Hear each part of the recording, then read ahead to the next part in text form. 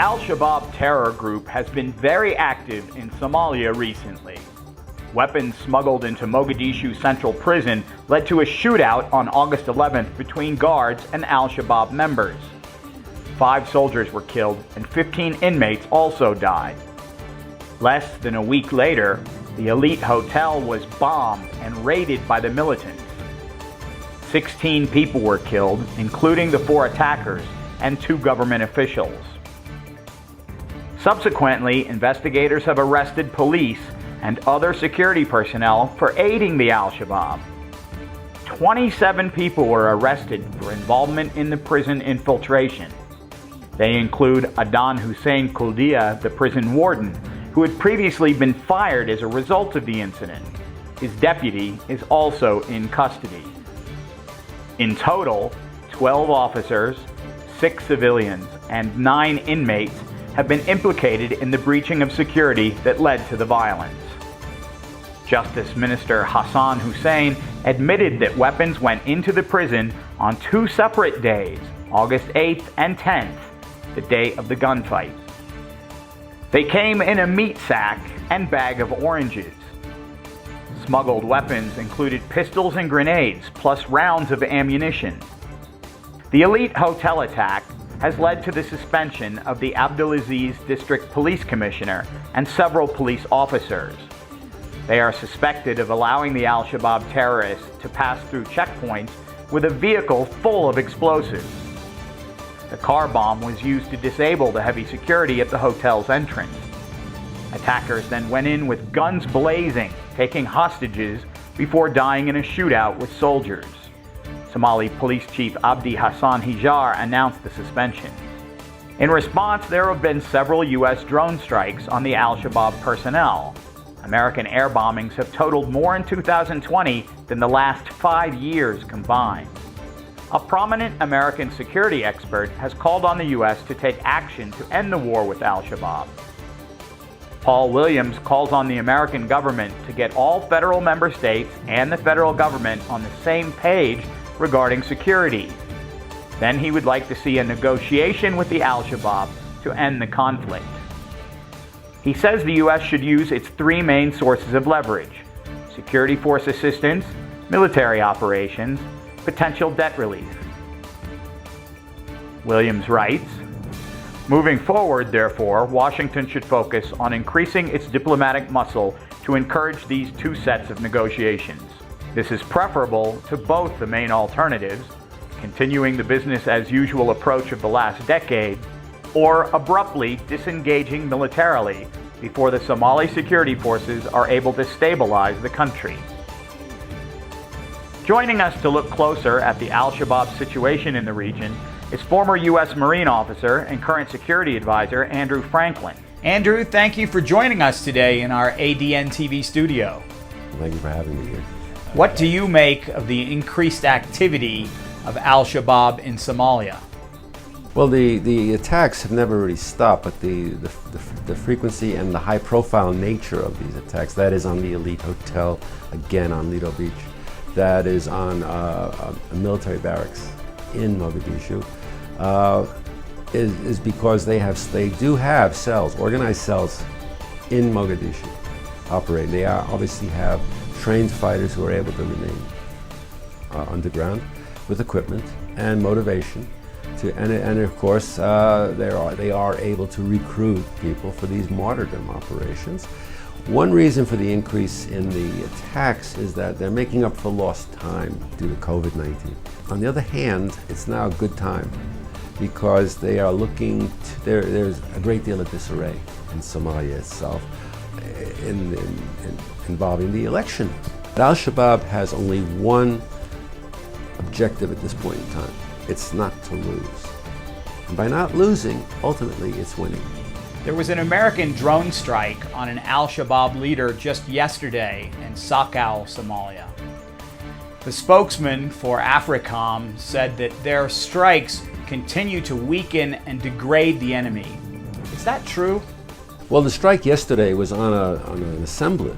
It was on a gathering, a meeting, a command meeting of any number of Shabab subunits and elements So that sort of attack, and it was orchestrated on the ground by Danab, the Somali Army Special Forces, which is very well trained by the Americans, equipped, very professional. So they may have gotten the commanders. Last week, I believe, an airstrike took out a bomb maker. The ferocity, the frequency of our drones, fixed-wing airstrikes, is such that if we were degrading, Al-Shabaab would have been degraded back into the Stone Age in so many ways. They would not be able to still recruit people for their martyrdom operations in Mogadishu and have them there. It would be less easy, and they wouldn't have multiple attacks basically occurring in and around Mogadishu, military barracks, hotel. As a result, so I'm not entirely certain what the AFRICOM is saying when they say we are degrading their capabilities. So drone strikes and fixed-wing airstrikes are not being done to supplement or complement what's happening on the ground. We have put a premium on activity as a sign of progress. There is no commitment to victory. I find the notion that somebody is talking about victory, because the definition of victory seems to be stabilization. Or that is our side, the Americans, the Brits, EU. It's to train, assist, support, but to stabilize the situation until the Somalis, the federal government of Somalia, can stand up. Its own army, its own police. In other words, can stand up and carry the fight to the enemy. Now, where have we heard that? What do you think of the Paul Williams opinion piece on the War on the Rocks website? The article is very well written, and Paul Williams is a genuine expert on peacekeeping operations. He's very well thought of. He's an academic. I thought from my point of view, that the article had there were too many balls in the air to get who you're going to get on side. Oh, I'm not going to condemn the article for saying that negotiations should be held. It is eventually. You obviously need to negotiate with a rural-based insurgency. But first you have to recognize it as an insurgency rather than as just some part of a war on terror that takes place everywhere in the world. I found in his article there were no timelines.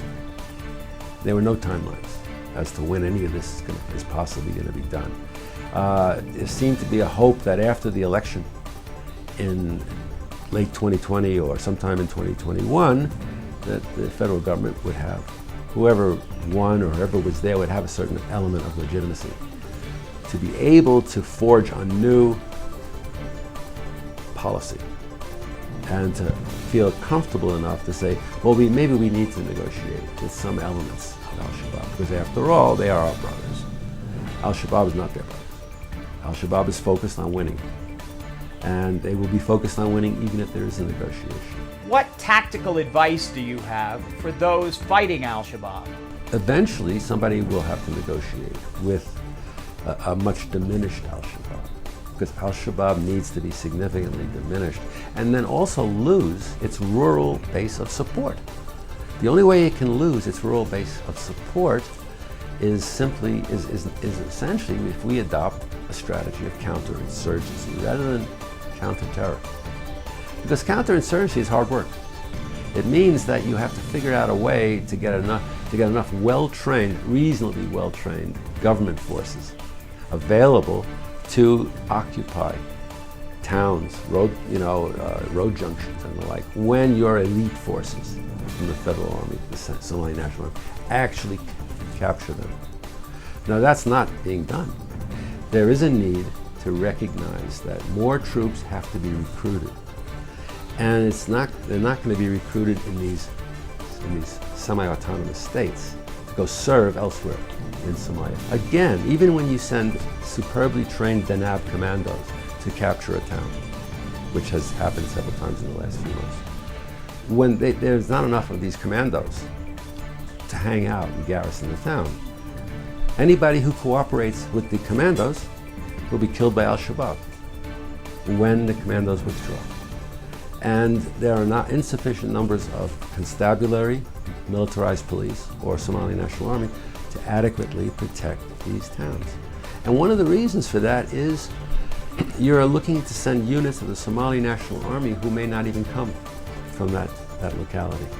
Whereas if, wherever that is, you were training local militia as a civilian self-defense force, paramilitary police force, whatever you want to call it, gendarmes, they would come from the area. And they'd be carrying the wherewithal to protect themselves after Danab leaves.